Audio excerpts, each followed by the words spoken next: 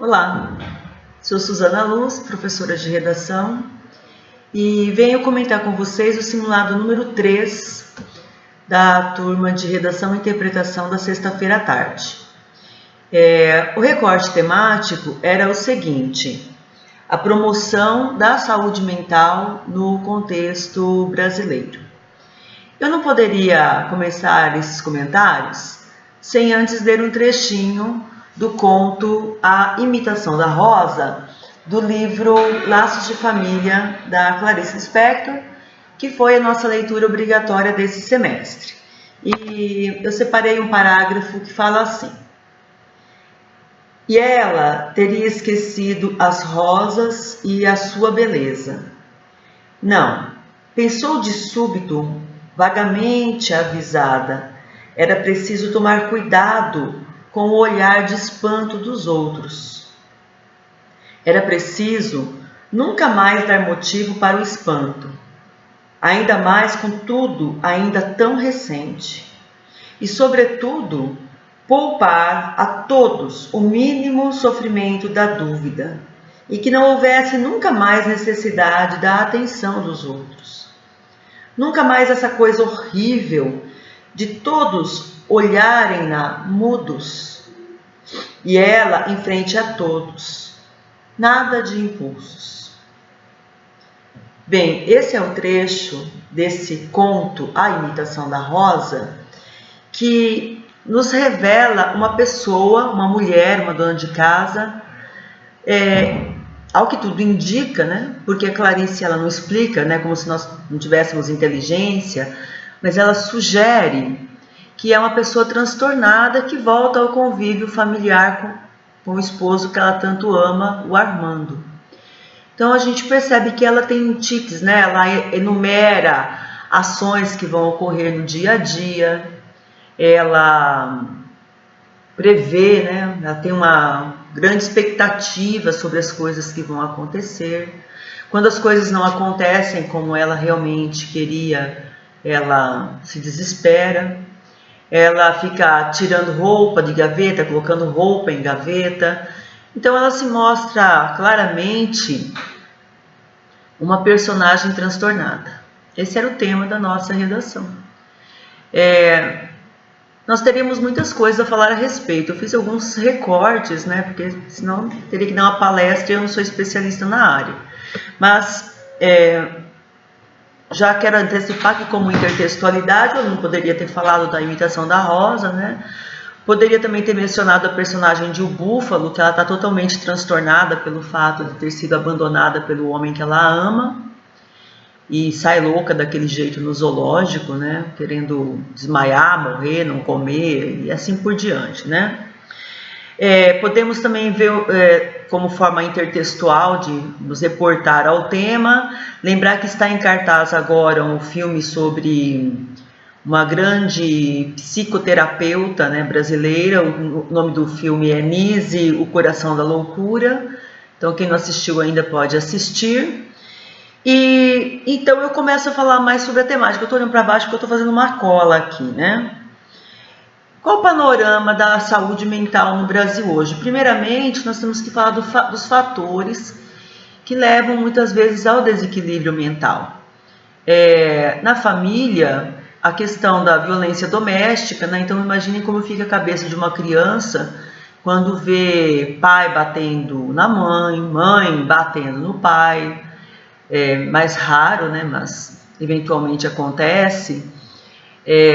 Vendo o irmão mais novo apanhar sistematicamente, ou ouvir gritos, ou xingamentos, né? Nós que somos professores sabemos quanto isso transtorna uma criança. Na família também, muitas vezes, o afastamento abrupto, né, de um dos membros da família, a morte de um dos membros da família também faz com que muitos jovens fiquem transtornados, adultos fiquem transtornados, né? A discórdia, então um ambiente precário, um ambiente ruim, que as pessoas não se dão bem, tudo isso colabora também para as pessoas não viverem mentalmente sadias. Na escola, o ambiente também pode cooperar para um desequilíbrio emocional que pode ser sim agravado. Então, se bullying é recorrente, se notas baixas, vindas acompanhadas de piada de professores ou de colegas, a não compreensão, se o aluno vai para o ambiente escolar já com problemas familiares, e lá ele se torna agressivo e é visto como o bad boy, tudo isso aí pode favorecer o desequilíbrio emocional. Agora, em épocas de crises financeiras no Brasil, nós podemos falar que um dos fatores de grande desequilíbrio é o desemprego, né? Imagina aquele pai de família que às vezes tem até propensão para o álcool, para o alcoolismo, e ele se vê na iminência de perder seu emprego. Coloque-se no lugar, né? Ele imaginar quem é que vai sustentar minha família, quem é que vai pagar o aluguel. Aí ele sai de casa às vezes de madrugada, pega um trem lotado, pega um ônibus precário, caro e precário, né, que o leva até o trabalho. Chega lá no trabalho, muitas vezes é um ambiente de discórdia, de competição, de fofoca, acho que vão mandar embora, acho que vão fazer facão. Eu lembro dessa expressão quando eu era criança. Como que alguém se mantém são nesse ambiente, né? Muitas vezes sem perspectivas de melhora a curto prazo, a médio prazo. Todos esses fatores dizem respeito a esse tema da saúde mental. Existem algumas questões também que devem ser levantadas. A parte, né, desses elementos que eu coloquei, nós também temos que pensar que algumas pessoas elas nascem, né, com tendência à sociopatia, à psicopatia. E aí vocês podem, já postei no nosso grupo do Facebook, né, um grupo fechado nosso, alguns documentos que falam sobre a diferença entre sociopatia e psicopatia. E hoje uma doença que abate boa parte da população é a depressão. E muitos aqui no Brasil veem como chilique, veem como uma bobeira, veem como algo passageiro, né, e não é. Então, frente a esse panorama, né, nós teríamos muito mais coisas a falar, mas frente a esse panorama, a primeira coisa que o aluno tem que fazer é determinar a sua tese. E com base nela, os argumentos que irá utilizar, né, com a sua problematização e, em consequência, também a proposta de intervenção. Eu quero ressaltar novamente que não existe nenhum mercado aqui em Cuiabá, na prateleira, colocado lá, olha, propostas de intervenção para o tema tal, porque tema não tem proposta de intervenção. O que vai ter proposta de intervenção vai ser a sua problematização. Então, olha, se eu problematizar desse lado, eu vou ter que já imaginar qual vai ser a minha proposta de intervenção, tá bem? Então, às vezes as pessoas me falam, Su, mas qual que é a proposta de intervenção para esse tema? Eu falo, qual que foi a tua tese? Me fala qual foi a tua tese e a tua problematização, que eu vou dizer qual proposta de intervenção você poderia fazer. Então, eu elaborei a minha tese, né, tá aqui na minha colinha, e a minha tese seria a seguinte, eu vou ler, tá? As doenças mentais, elas não são prevenidas no Brasil, não recebem a devida atenção, porque na verdade aqui no Brasil ainda elas são interpretadas, né, como passageiras. Ou, se não como passageiras, como algo que depende apenas da pessoa que está com aquela doença. Então assim, não fica triste não, você tem que fazer alguma coisa para você se divertir, uma coisa que você encontre, que seja legal para você. E essa pessoa é abandonada praticamente, né, por conta disso, e não tem o tratamento adequado. Então notem, eu já estou colocando a minha tese, que ela não essas doenças não são vistas como doenças a serem tratadas, e já estou colocando uma problematização, tá? Que é qual? As pessoas, elas imaginam que quem está doente tem que se autocuidar, é passageiro. Isso aí é coisa de gente rica. Isso no Brasil, na verdade, acho que já foi até ultrapassado, né? Bom, como argumento, eu trabalharia exatamente o porquê que existe essa tendência a diminuir, a não dar o devido valor à doença mental. No ambiente de trabalho, existe competitividade, né? Dificilmente existe companheirismo, dificilmente vai existir aquela preocupação real em ajudar um colega. Então, se o meu colega está com problemas mentais, eu percebo que o comportamento dele é estranho, as pessoas se perguntam, olha, o que eu tenho a ver com isso? Ele é só um colega de trabalho, não existe esse humanismo e essa solidariedade. Na escola, muitas vezes, como eu já falei, quer dizer, o próprio colega que está ali é o responsável, o causador do transtorno mental, transtorno emocional, transtorno psíquico, pelo qual passa aquela criança, aquele jovem, aquele adolescente, né?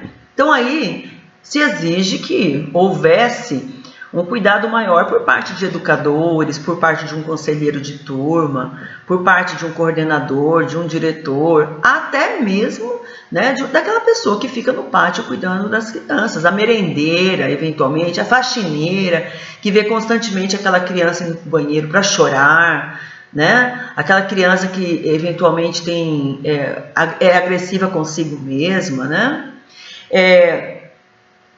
Lá no conto O Búfalo, nós podemos perceber uma pessoa que está totalmente abandonada, né? Descartada. Nós falamos tanto esse semestre sobre sociedade de descarte, está totalmente descartada, né? Está sozinha, ela não tem a quem recorrer, vai recorrer aos animais, né? Para soltar toda aquela fúria que está dentro dela, né? Então, assim, eu trabalharia exatamente com isso, com os ambientes desfavoráveis, em que não há uma real preocupação. O seio familiar é quase a mesma coisa, né? Aquele jovem que está desorientado, desnorteado, muitas vezes chega em casa, joga a mochila dentro do quarto e ali ele se isola, né? Muitas vezes não dá abertura para os pais, o pai e a mãe vão lá e perguntam: o que você tem? Né? E o filho não consegue se abrir, não consegue falar ou não quer preocupar os pais. Né? Isso é o lado bom, ainda tem pais interessados. Eu sei também de famílias, de lares em que os filhos chegam, entram no quarto e os pais, com seus próprios problemas, não estão voltados para os filhos, né? Trabalharia também a questão do medo que assola a sociedade, o medo de não ter um bom futuro, no que diz respeito a finanças, a dinheiro, né? O medo de não ser bem sucedido, o medo de começar uma faculdade e não terminar, o medo de não entrar na faculdade, o medo dos pais dizerem: olha, esse é o último ano em que eu vou investir em você, do resto você trabalha e se vira, né? Porque isso realmente é um medo que assola os jovens, que muitas vezes eles têm ambições, eles querem fazer uma boa faculdade, a concorrência é muito grande e nem todos compreendem isso, né? Então nós temos que criar condições favoráveis, temos que ter um ambiente mais amável, né? Temos que ter um ambiente em sala de aula em que os professores façam de vez em quando uma lavação de roupa suja, né? Em que eles coloquem os alunos para dialogar.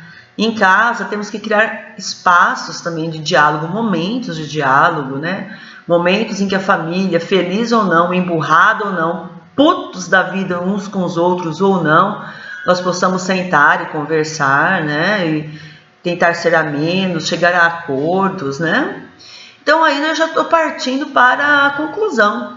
Eu vou começar a falar sobre isso, né? Para amenizar esse medo, para promover maior diálogo entre famílias, entre colegas que vão passar um ano, às vezes na faculdade 5 anos ali juntos. É preciso sim que haja momentos de descontração.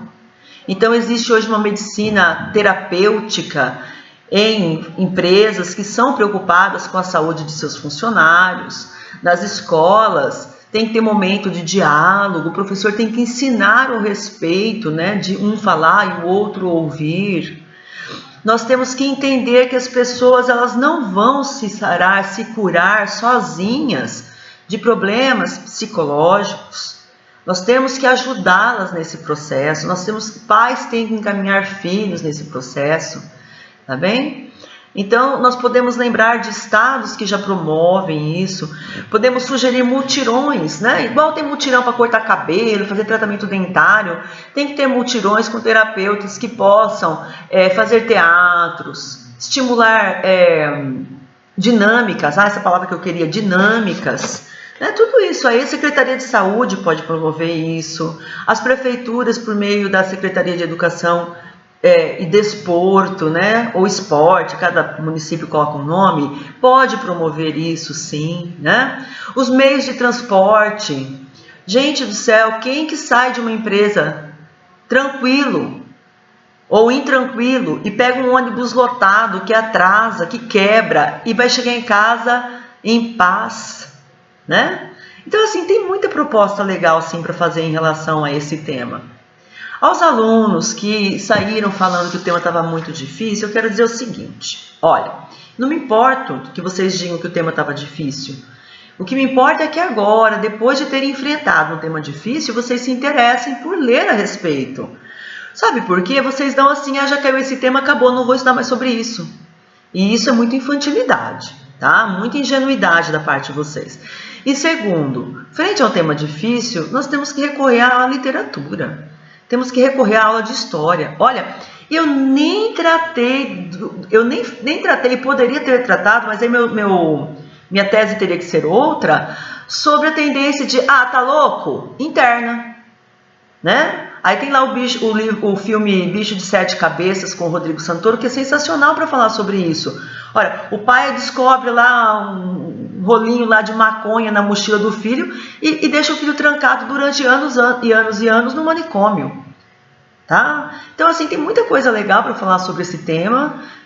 Eu não julgo esse tema como difícil, desculpem, e eu espero que vocês leiam mais a respeito, tá bom? Um grande abraço a todos, vamos procurar ler bastante nesse recesso, né? Porque afinal o Enem está bem aí, tá? Um abraço, bom final de semana para vocês.